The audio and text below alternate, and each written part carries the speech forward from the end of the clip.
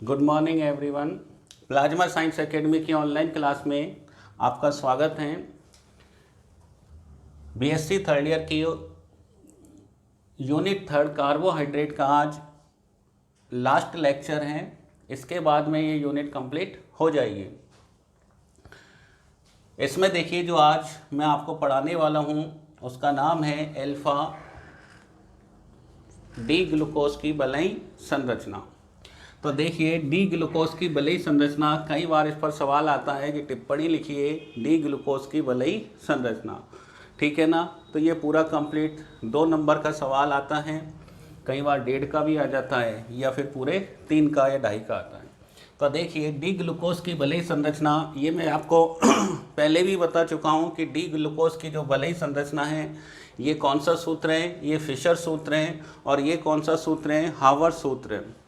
तो जो विपरीत श्रृंखला होती है ग्लूकोज की, उसमें अंत्य आणविक हेमी एसिटाइल संरचना बन जाती है, जिसमें पहले नंबर का कार्बन और 5वें नंबर का कार्बन ऑक्सीजन से जुड़ जाता है। इसे अपन चक्रीय हेमी एसिटाइल संरचना कहते हैं। तो ये अपन ने जो बनाया है वो कौन सा सूत्र बनाया है, फिशर सूत्र बनाया है, जिसमें ध्यान रखना नीचे से अपन बात करें तो 6 नंबर, 5 नंबर, 4 नंबर पे जो OH ग्रुप होते हैं वो राइट साइड होते हैं, फिर इधर वाला लेफ्ट साइड और इधर वाला राइट साइड। ये मैं आपको पहले भी बता चुका हूँ। जब अपन इसका हावर्ड सूत्र बनाते हैं, क्या बनाते हैं, हावर्ड सूत्र बनाते हैं, तो मैंने बताया था कि ये वाले जो मैं बिंदी लगा रहा हूँ, ये जो बिंदी लगाई है मैंने, ये लेफ्ट साइड होती है। कौन सी साइड होती है, लेफ्ट साइड होती है। तो यहाँ पर देखो पहले नंबर पर लेफ्ट में कौन जुड़ा हुआ है, H, तो मैंने कौन जोड़ दिया, H। सेकंड नंबर पे लेफ्ट पे देखो कौन जुड़ा हुआ है, H, तो मैंने क्या जोड़ दिया, H। थर्ड नंबर पे कौन जुड़ा हुआ है, OH, तो मैंने थर्ड नंबर पे कौन जोड़ दिया, OH। फोर्थ नंबर पर देखो H जुड़ा हुआ है तो मैंने H जोड़ दिया, और फिफ्थ नंबर पे H है तो मैंने H जोड़ दिया। तो ये संरचना बन गई अल्फा डी ग्लूकोज। ध्यान रखना, इस अंतः आणविक हेमी एसिटाइल संरचना का जब निर्माण होता है तो इसमें एक सममित कार्बन असममित कार्बन में बदल जाता है, और असममित कार्बन को अपन क्रेल कार्बन कहते हैं। तो देखो इसमें विपरीत श्रृंखला के अंदर C1 जो कार्बन होता है, जिसमें C डबल बॉन्ड O होता है, वो सममित होता है। लेकिन जब ये फिशर सूत्र में देख लो, चाहे हावर्ड सूत्र में देख लो, इस संरचना में पहला कार्बन कैसा हो जाता है, क्रेल कार्बन हो जाता है, सम्मित हो जाता है। इसलिए इसके 2 समावयवी बनते हैं, अल्फा और बीटा, जिन्हें अपन एनोमर कहते हैं। तो ये अल्फा है, अल्फा का मतलब इसमें OH समूह कहाँ पर आएगा, दाईं साइड, और बीटा का मतलब पहले नंबर पे जो OH समूह आएगा वो कहाँ आएगा, लेफ्ट साइड। बीटा में बाईं साइड, अल्फा में दाईं साइड। तो ये दोनों की स्ट्रक्चर हो गई। इसी प्रकार बस 1 नंबर पे अंतर आएगा, यहाँ 1 नंबर पे OH में लेफ्ट है तो लेफ्ट में अपन ने OH लगा दिया, बाकी सारी स्ट्रक्चर एक जैसी है। तो 1 2 3 4 और ये 5, तो ये हावर्ड संरचना हो गई, चक्रीय संरचना हो गई, जिसे ग्लूकोज की पायरेनो संरचना भी कहते हैं, क्योंकि जो इसकी स्ट्रक्चर है वो पायरेन वलय के जैसी है।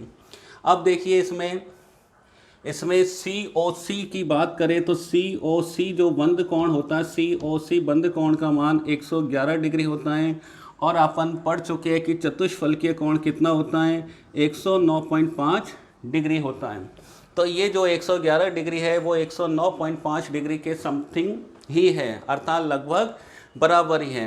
तो इसे अपन जैसे इस में भी ये 6 मेंबर वाली चक्रीय संरचना है, और साइक्लोहेक्सेन भी 6 मेंबर वाली चक्रीय संरचना होती है। वो 2 प्रकार के संरूपणों में पाई जाती थी, एक चेयर फॉर्म और एक उसकी बॉट फॉर्म। तो चेयर फॉर्म ज़्यादा स्थायी होती थी, क्योंकि उसमें सभी परमाणु या सभी जो समूह होते हैं वो एक दूसरे से अधिकतम दूरी पर होते थे, इसलिए उनमें भीड़ भाड़ कम होती थी, प्रतिकर्षण कम होता था, और वो अधिक स्थायी होती थी। ठीक इसी प्रकार ग्लूकोज भी 2 संरचनाओं में पाया जाता है, जिसमें देखो ये जो अपन ने बड़ा ग्रुप देखा CH2OH OH OH OH, ये भारी ग्रुप कहलाता है, अर्थात जिसका मॉलिक्यूलर वेट ज़्यादा होता है वो भारी ग्रुप होता है। इसमें जो भारी ग्रुप है वो निरक्षीय स्थिति में होते हैं। निरक्षीय मतलब इक्वाटोरियल स्थिति में होते हैं, और निरक्षीय स्थिति में होने के कारण इनके मध्य की जो दूरी है वो अधिकतम होती है, इसलिए इनमें प्रतिकर्षण भी कम होता है और त्रिविम बाधा प्रभाव जो होता है वो नगण्य होता है। इसलिए ये जो स्ट्रक्चर है वो कैसी होती है, अधिक स्थायी होती है। और यदि माना दूसरी बात अपन यदि करें कि यदि भारी समूह कहाँ पर हैं, अक्षीय स्थिति में है, अगर अक्षीय स्थिति में हुए तो वह स्ट्रक्चर कैसी होगी, कम स्थायी होगी। तो कौन सी स्ट्रक्चर अधिक स्थायी होगी, जिसमें जो भारी समूह हैं जैसे OH है, CH2OH है, ये कौन सी स्थिति में होने चाहिए, निरक्षीय स्थिति में होने चाहिए, वो स्ट्रक्चर अधिक स्थायी होती है। और जिसमें भारी समूह अक्षीय स्थिति में होते हैं, तो देखो निरक्षीय स्थिति कौन सी होती है, ये वाली, ये वाली, ये वाली, ये वाली, ये वाली। तो ये निरक्षीय स्थिति है, तो ध्यान रखना निरक्षीय स्थिति में भारी समूह है तो अधिक स्थायी होगी, मतलब उनमें कोई त्रिविम बाधा प्रभाव नहीं होगा। और देखो ये वाली स्थिति कौन सी है, अक्षीय। कौन सी स्थिति है ये, अक्षीय स्थिति है। और अक्षीय स्थिति में यदि भारी समूह है तो उनमें त्रिविम बाधा प्रभाव लगेगा, प्रतिकर्षण लगेगा, इस वजह से उसका स्थायित्व कम हो जाएगा।